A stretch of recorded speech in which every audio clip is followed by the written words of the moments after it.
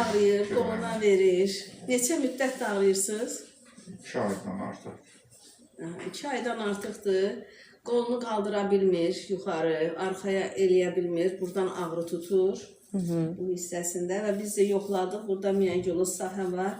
Kürək sümüyünün kənarı boyunca yayılıb. Sahələr var.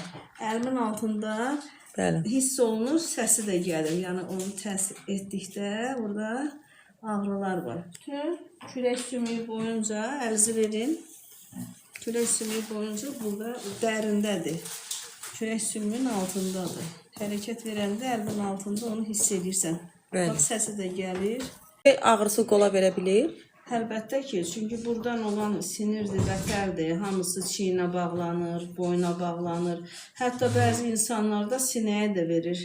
Sizdə də olurdu sinədə ağrı? Sinəmin sağ tərəfində. Qolumun altına. Bəli. Yayılır da bu ağrı. Dirsəyə qədər. Yəni ki, Azərbaycanda heç kəs öz xoşuna həkimə gəlmir. Ağrı intensivləşəndə, gecələr yata bilməyəndə, müəllimdə də yuxusuzluq var idi, düzdür? Gecələr ağrıları artdığı üçün yata bilmirdi.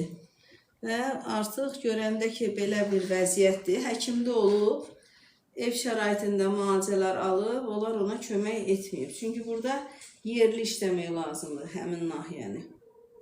Barmaqlarda keyləşmə. Mənim siz dedici, hansı barmağınızda keyləşmə var? Kompüterdə işləyəndə gördüm ki, ağrıyırda sağ.